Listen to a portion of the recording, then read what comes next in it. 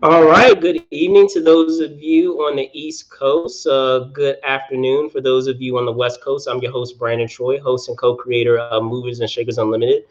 Thank you for joining us, as I said, tonight here on the East Coast. As you know, we do have a terrific show for you guys. So just give me one moment while I introduce our guests. The person that I have that I'm about to introduce, they do not need any introduction. They are a Tony Award winning and Grammy Award winning producer of number of shows that we've come to know and love. Their credits include shows just such as Jagged Little Pill by Alanis Morissette, Evita, the off-Broadway production of You're a Good Man, just to name a few. So without further ado, and before I name them, they are, as you have seen in the title, they are the producer of Matilda, the musical. So, as I said, without further ado, let me give an introduction to Van Dean. Give me one moment. How you doing, Van? I'm good. How are you? Good, good. As I said, thanks so much for coming on and stealing some time and talking about, not just Matilda, but just talking about the industry in general. First and foremost, before we hop into it, how are you doing? How have things been? Actually, been very fortunate in that we've been really busy. At my label, Broadway Records, we've had 50 releases this year, which is highly unusual and very fortunate in such a challenging time, but that we're able to create a platform for artists to still be able to create from home and from remote locations and still get their work out there. And we've been busier than ever in doing that. So we've been very fortunate. Awesome, awesome stuff. So before we hop into, as I said, Matilda, take me back to, I'll call it Dean of yesteryear, in terms of that passion for, music and that the path and the trajectory that you have, now as a producer. Oh, thank you. I started originally as a writer. Started writing songs when I was 11, and that's where my passion for music came from. And then started shifting towards musical theater when I was maybe 14 or so. Started writing my first musical in college as my senior honors thesis at Syracuse University was writing a musical, and kind of started me on that path. And originally was planning to be a writer, and I've written things here and there, but I found very quickly that I could have much more impact on the industry by being a producer. I've been involved with hundreds of projects, probably at this point, maybe 300, 350, between shows, concerts, albums, etc., in my career so far. Whereas as a writer, while you'd have more control and more involvement in each project, there would be far fewer. I'd be lucky to have a few produced as opposed to being able to have my hands in so many and have an impact and work with so many amazing people. Definitely, definitely, and in doing a bit of research about that trajectory. I understand. You've been quoted and joked about it in terms of having having some exposure to doing a lot of grassroots stuff and having, even without you even realizing, having kind of that producer hat in terms of a lot of things that you were exposed to, on your path to what you did. So can you talk a little bit to that as well? Well, I started as a theatrical producer. You mentioned a couple of my credits there, like Evita and Jagged Little Pill, and it's also Anastasia and Cinderella, among others. Um, so started in that area, but I'd always thought about starting a record label, and uh, I had found the need when I worked on the show Bonnie and Clyde. Um, they had an album planned, but then when the reviews weren't as wonderful as we had all hoped for the show, the record company dropped out, and I had already been planning to start one later that same year or the following year because it was at the end of 2011. So I had planned maybe spring to start one because I had produced a few albums for other projects and with other labels, but felt like if I kept doing it, I really wanted to call the shots and have my own label to lead. And so we ended up moving up the timeline and starting it for Bonnie and Clyde about 5 months early, and worked out very well. It's still one of our top 10 selling albums, and it's something that we're all really proud that we're able to get out in the world.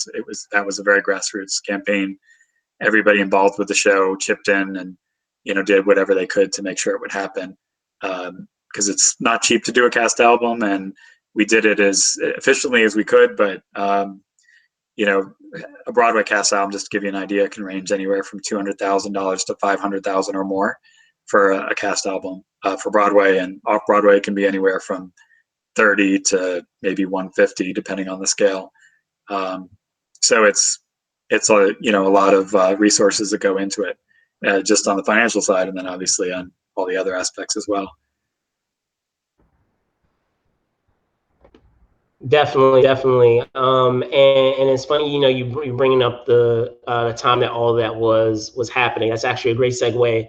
Now getting into Matilda and that coming into fruition. So, and speaking of that, obviously it's a well-known literary work, but obviously what a lot of people bring to think of, and it's hard to think that, gosh, I want to say, if I'm doing my math correctly, we are coming up on, are we coming up on the 25th anniversary almost of of the movie film adaptation?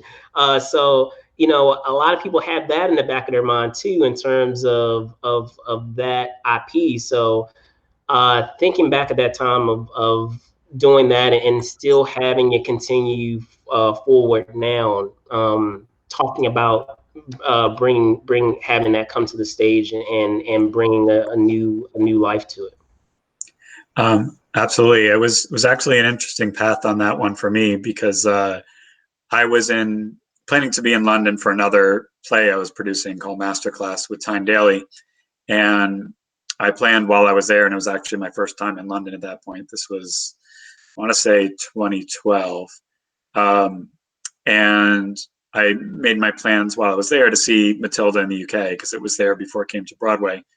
I had heard amazing things about it. Tim Minchin's a genius who wrote the music and lyrics, and Matthew Warchus directed, who's another genius. Really, everybody in the core team is just incredible. So I knew I had to see it while I was there. So I made arrangements. I contacted the producer and said, I'm going to be coming to see it. I'd like to get involved with the show when it comes to New York, but I wanted to see it in the UK beforehand. And they definitely know hospitality there. They welcomed me with open arms. They made sure I got to meet with the people I need to meet while I was there. And I let them know, when you come to United States, I want to be one of the first on your list to call to help you bring it to New York. And they held true to their word, and I was one of the first to get involved. And so I helped in terms of bringing it here to New York, working with the Dodgers and everybody who was involved in that. And then once it was here, I made the case for why we needed a new cast album for it, because there already was a London album, and the London album is also wonderful. But it was recorded 2 years before it even hit the West End, approximately. They did it in their out-of-town Stratford-upon-Avon production, and it was very early in its development. So the orchestrations had been deepened since then. The performances, for example, Bertie Carvel, who plays Trunchbull, when you compare the performance in the London album to now, it's just much richer and more lived in, I think. And it was just fascinating to see the difference. But there was also a lot of incidental material that didn't make the London version, because it either wasn't written then, or they didn't necessarily plan to record it at that time. So I was able to make the case for why the Broadway album could be a different experience, and we added a lot more material. We also, probably most importantly, included what are called the story songs. So there are 4 songs in the musical that are Matilda telling a story to the librarian, and one of them was included on the original album, but the other 3 were not. And to me, it's such an important part of the story of Matilda, that in terms of this adaptation, that I really wanted to see that included.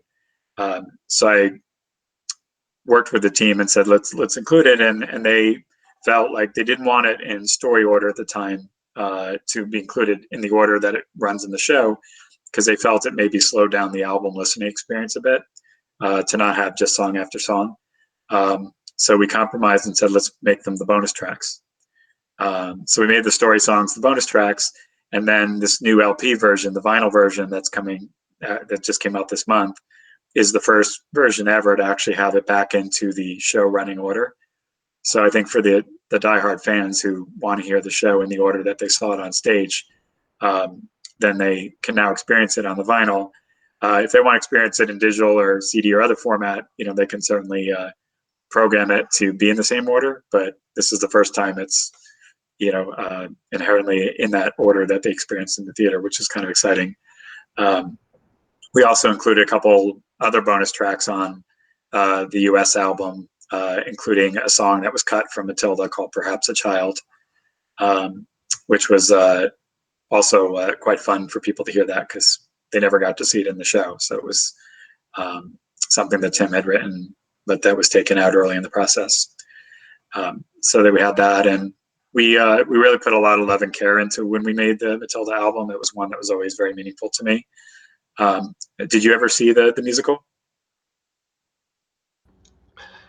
I have not had a chance to, and I was meaning to do it during this year, actually, ironically, before everything went down. So it's unfortunate, but it was definitely among those shows that I was planning on seeing this year. Well, there is a movie version in the works, yes. So you'll get a chance that way, and hopefully back in the theater again as well. And the reason I asked is there's a lot of little touches that we tried to take. For example, there's a song called School Song. And in the choreography of that and in the lyrics actually spell out the alphabet in the words. So they'll say each letter of the alphabet as part of a word. Like if you're able, like the word letter A is in the word able, in the first syllable.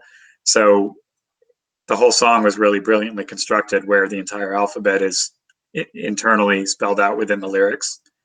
And so when we created the booklet art, we had little building blocks like they used in the choreography to actually be under each word that is the letter of the alphabet that's being represented.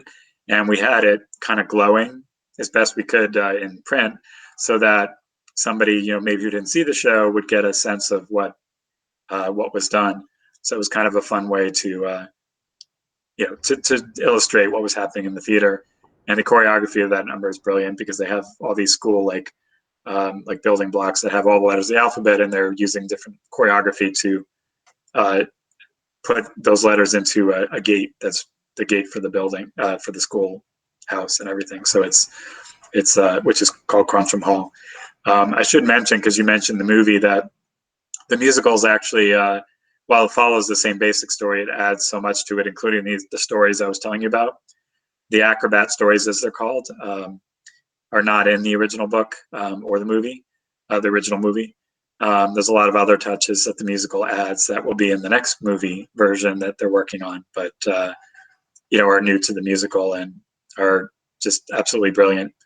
Dennis Kelly wrote the book, and it's just really quite incredible what he and Tim Minchin and Matthew Warchus conceived for this. And so we're really proud of it, really proud to be associated with it. And it's one that I've always, loved and grateful for. Awesome stuff. And just as you were saying, and having a UK version and bringing what you brought to the current version, current rendition.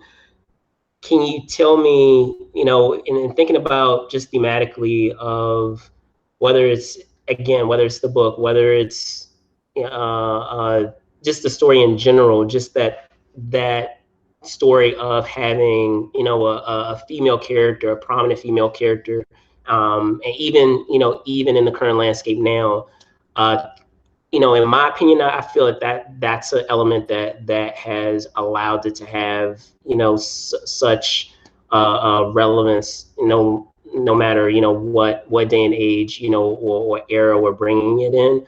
But is there something else perhaps on your end that you see thematically that can speak to that longevity as well, or perhaps you agree that would be the prominent thing? Absolutely. There's so much in there that I think is relevant to today and to what everyone's going through. One is the idea of empowerment of the individual, and especially children, especially females. There is a line that Matilda says, "Even if you're little, you can do a lot," and that kind of sums up part of it, because she achieved so much in this musical. I don't want to give away this too much, but she achieved so much. Even she's only supposed to be like 5 or 6 years old in the story, and she's butting heads with the headmistress and other adults who are standing in her way of being able to realize her potential. And there's just so much she does to that end to conquer that. And there's also an anti-bullying message that goes along with that, which given current occupant of the White House and even Melania's ironic efforts with Be Best, it all kind of relates to that. But so it's definitely relevant on many levels, and can certainly see some parallels between the character of Trunchbull and Trump in many ways. Indeed.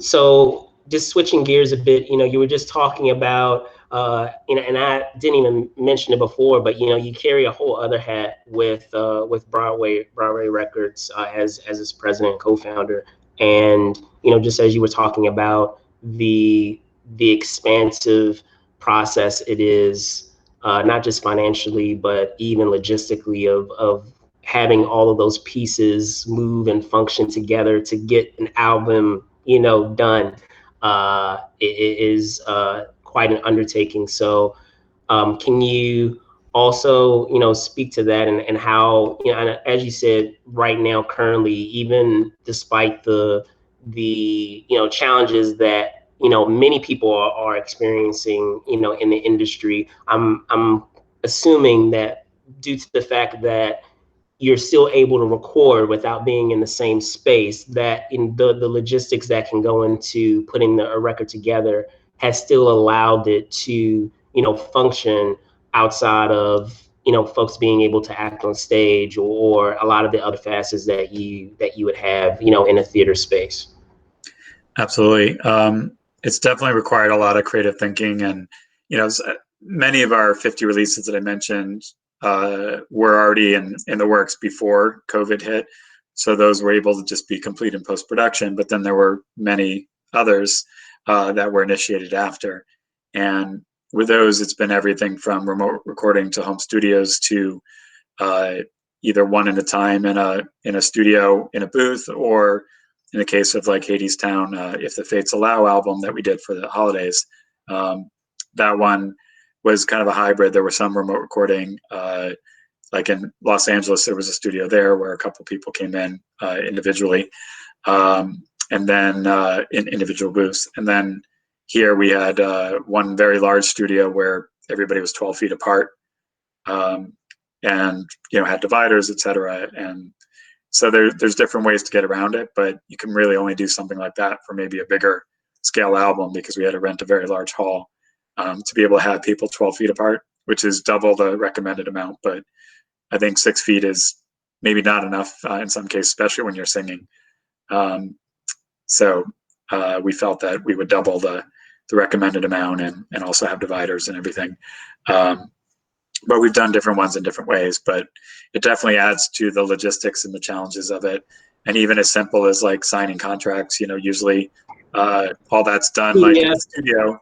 Now we have to digitally send it to everybody individually, and they have to scan it, sign it, and send it back. And and I was gonna say, I can't even imagine like even I know you were talking about situations where you had specific performers separated, socially distanced, but I can't even imagine in situations where perhaps they are elsewhere, in a different part of the world, and still trying to navigate that, and have them still recorded, and making sure that it's linked up or synced up to a certain,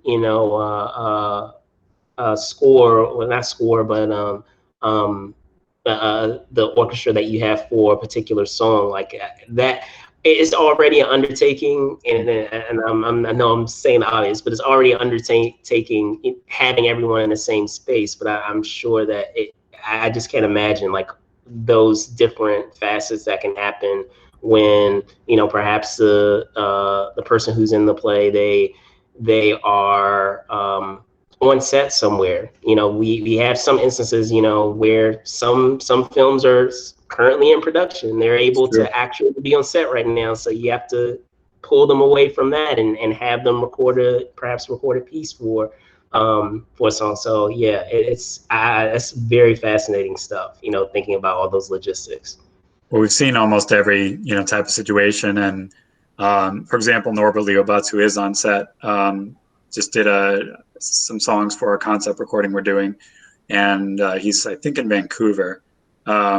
So he had I think his own mic setup. He was able to do it that way, and then we have purchased a bunch of remote mic kits, which are these self-contained like shippable suitcases that have microphone, preamp, and headphones, and USB connection, and all the elements to basically hook in a mic to a Mac, and so people can record locally to their machine. We don't try to sync it to a live session because the lag time would make that very difficult. So they actually record their part local to their machine.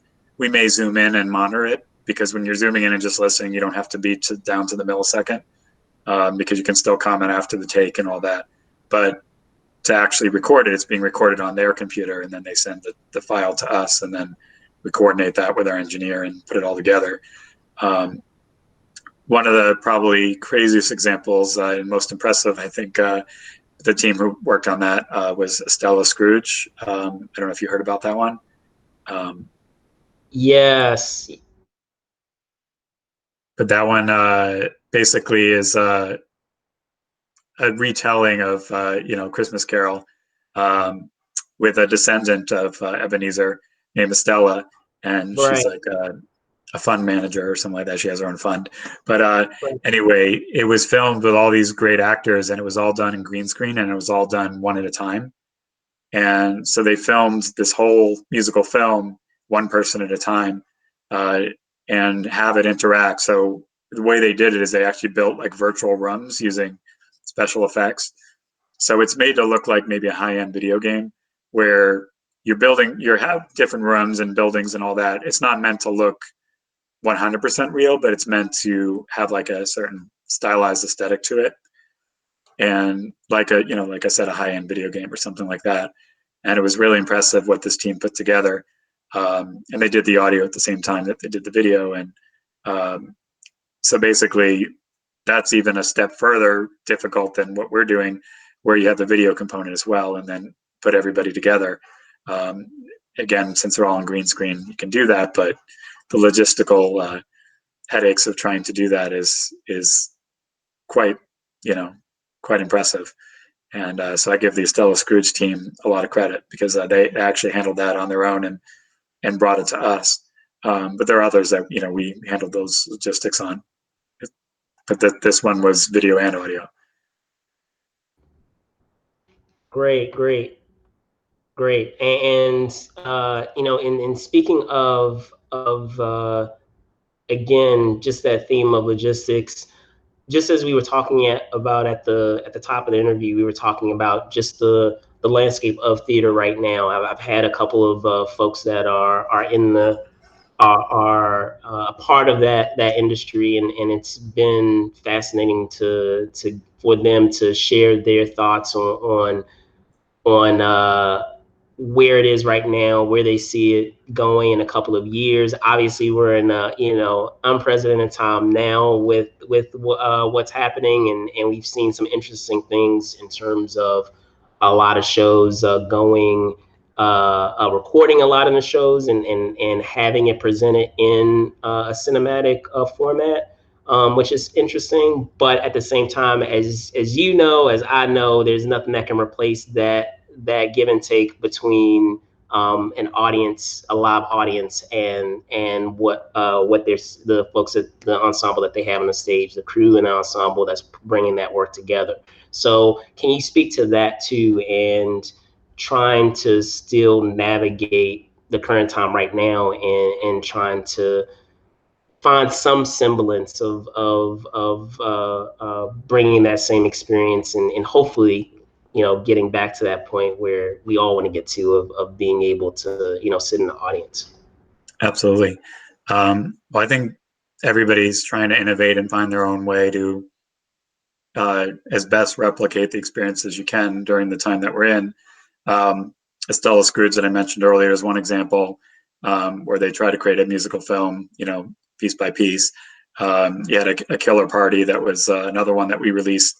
We didn't do the video, we just did the album, released the album. But that's another one where they did like a serial, like a video podcast, again, recorded in different locations and put together. So I think so many people are trying different creative ways, and I think the live capture productions that are happening, like Diana, well, Hamilton was done before all this, but then it was released during this time, which I think was a brilliant move on Disney's part, because they pretty much dominated the summer with that move.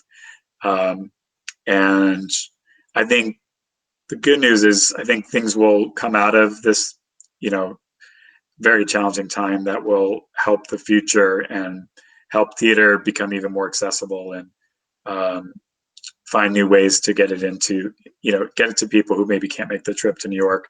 Obviously, there are theaters all over the country, that do touring productions and regional productions.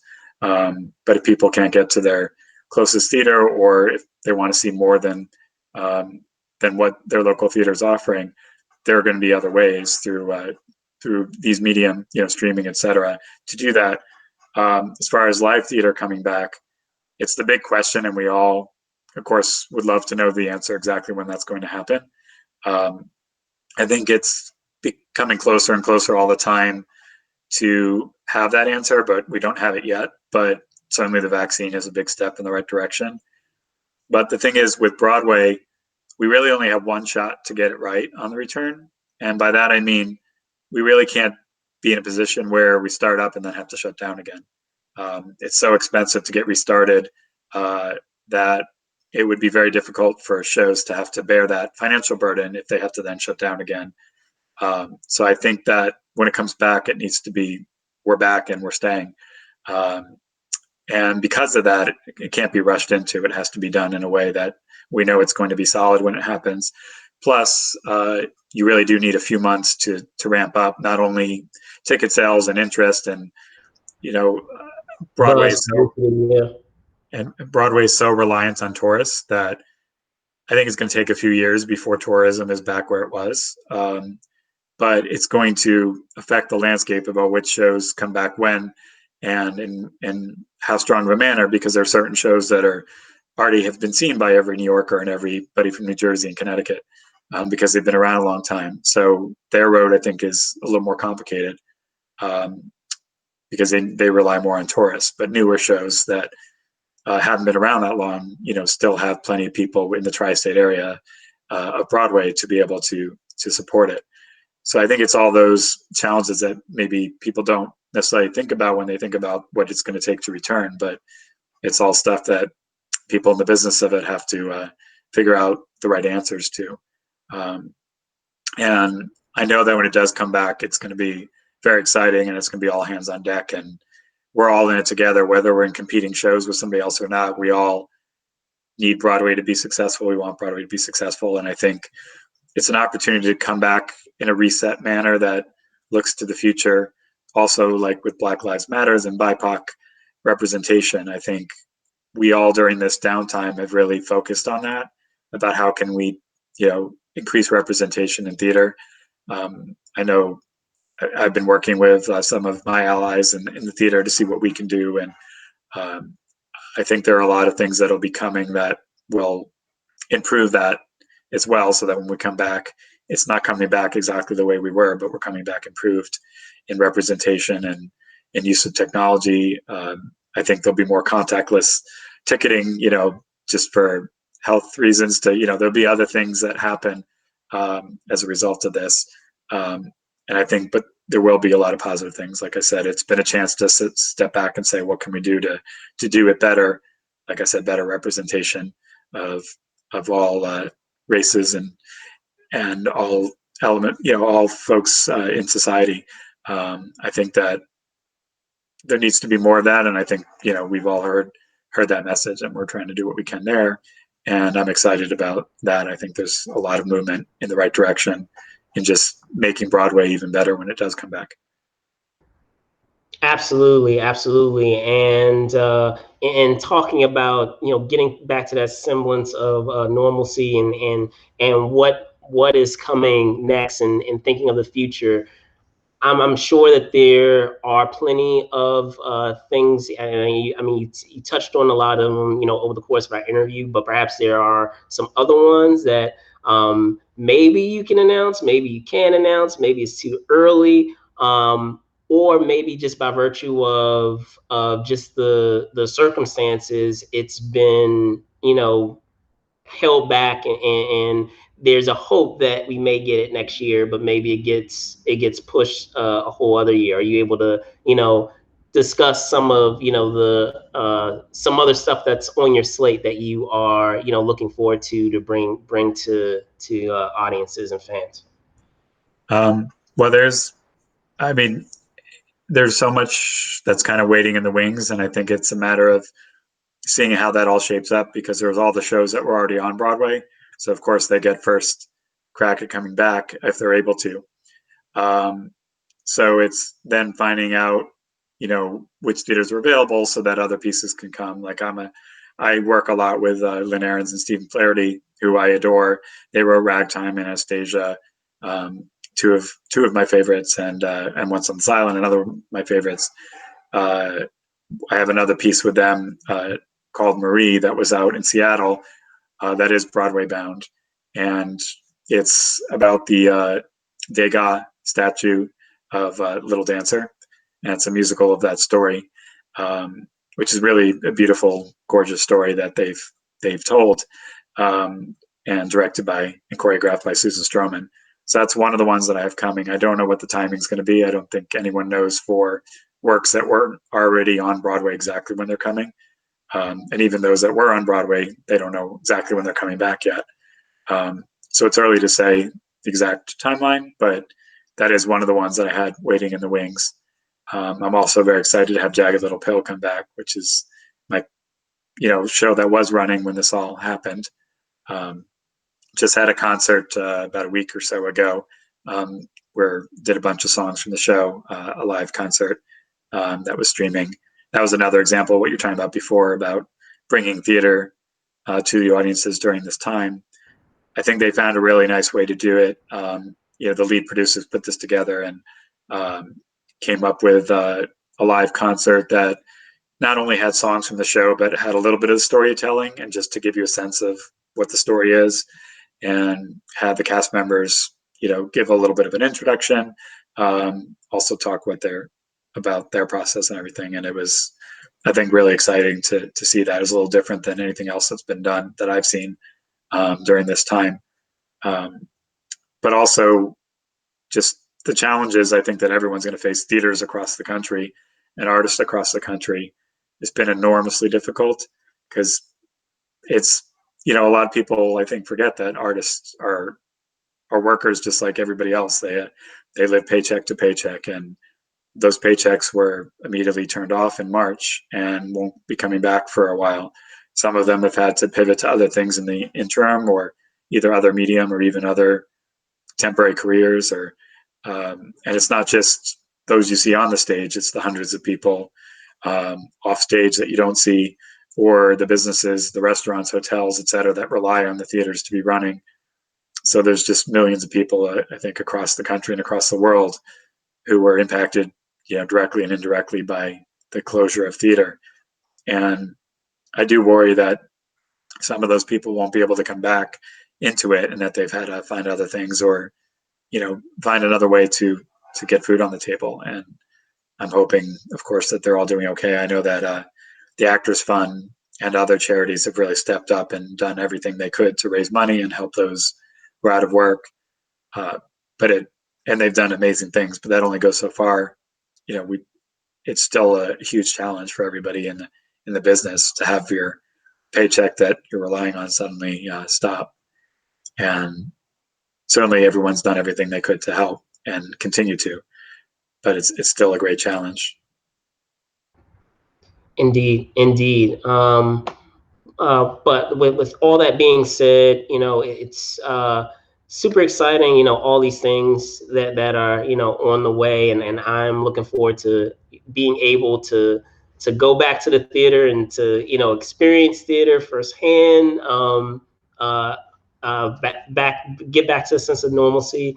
But Van, thank you so much for hopping on the show and not only talking about Matilda, but sharing your thoughts about the theater industry as well. Before I let you go, can you tell folks where they can find you? Yes, I'm on as Broadway Records. We're on all the usual social media under at BWay Records, like you have on the screen, and then on Instagram and Twitter, I'm at Van Deen Producer, and it's a VANDEAN Producer. All right, awesome. Well, there you guys have it. Thanks again to Van Deen for coming on Movies and Shakers Unlimited. I'm your host, Brandon Choi, host and co-creator of Movies and Shakers Unlimited. You can find us on Facebook, which you are watching now live stream. However, we do encore episodes on our YouTube channel. You can also find us on Twitter at Move and Shake UNLTD, on Instagram at Movers Shakers Unlimited. Of course, you can find me, Brandon Choi, ENT, on Twitter, and Brandon Choi _ENT on Instagram. Thanks so much for watching. Be safe out there, and I'll see you soon. Bye. Thank you. Happy holidays. Happy holidays.